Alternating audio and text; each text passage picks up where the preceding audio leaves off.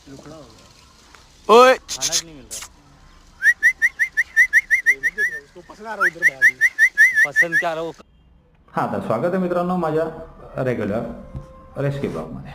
Discovery सागरमध्ये आपला आनंद सरांचा phone आला की कुत्र्याची पिल्लं 20-30 फुटावरून पडून डोंगराच्या मध्ये अडकली आहेत. फायर ब्रिगेडची टीम तिथे आली पण त्यांनी ॲज युज्युअल फॉर्मॅलिटी केली की एक पिल्लू मेलं आहे. आम्ही चाललो. ते निघून गेल्यानंतर आम्ही मॅन्युअलीच आनंद सर मी वर चढलो. चढाई काय फारशी अवघड नव्हती, पण पिल्लं 30 फुटावरून पडली, गवतात पडल्यामुळं वाचलीत.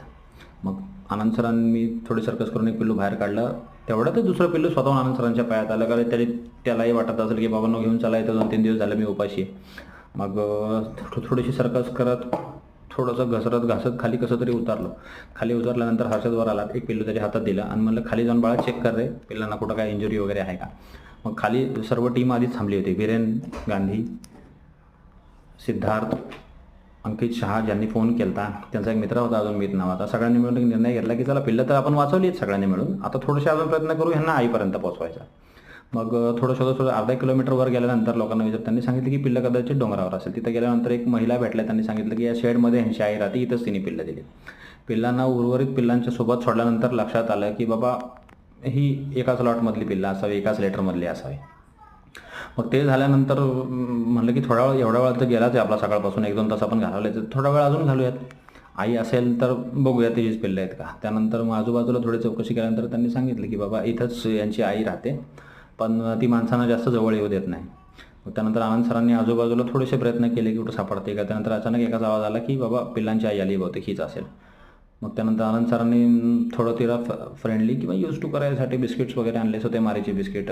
त्यांचं स्वतःचं म्हणणं आहे की डॉग्सला पार्लेजी द्यावा नाही, ग्लुकोज प्रमाण जास्त असल्यामुळे त्यांना स्किन इन्फेक्शनचे चान्सेस जास्त असतात. त्यामुळे त्यांच्या गाडीमध्ये फिक्स पार्लेचे बिस्किट असतात. मग त्यांनी अचानकच काय म्हणत आलं, माझ्या हातात बिस्किट दिले की बघा थोडं ट्रस्ट ठेवते का. मग त्यानंतर दिल्यानंतर ब्लॅक कलरचे जे पप होतं ते 2 नंबरचं स्वतःहून आम्ही काढायच्या वेळेस आमच्या पायापाशी आलं, तर ते गेलं आणि अचानक त्याच्या आईचं दूध प्यायला लागलं. त्यानंतर कन्फर्म झालं की ओके चला काही विषय नाही. थोडासा ट्रस्ट दाखवत जवळ येत लांब येत असं त्या आईने थोडासा वेळ घेतला, पण ॲट द एंड आपण म्हणतो ना अंत भला तो सब भला. त्यानंतर तिने पिल्लाला जवळ घेतलं. त्यानंतर आम्ही लांबून म्हणलं अजून थोडा वेळ थांबून ऑब्झर्व करूया की ती सगळ्या पिल्लांजवळ जाते का. मग उरलेले बिस्किटचे जे काही पुढे होते ते आम्ही आताच टाकून दिले. आजूबाजूच्या लोकांना थोडं सांगितलं की जर कोणी असं मारहाण वगैरे करत असाल, कारण आपण आजूबाजूला बघतोच ॲनिमल क्रुएल्टीच्या खूप केसेस होतात. बांधून मारलं जातं, कुत्र्यांसंग नाही तसले प्रकार होतात. त्यापेक्षा आम्ही असं ठरवलं की थोडा वेळ थांबून ऑब्झर्व करू, आजूबाजूच्या लोकांनाही थोडेसे सजेशन्स देऊ. त्यानंतर जाताना शेवटी हा सीन बघून 2-2.5 तास जे काय आमचे गेले त्यात समाधान वाटलं की बाबा चला पिल्लू शेवटी आईपाशी गेला. असं करू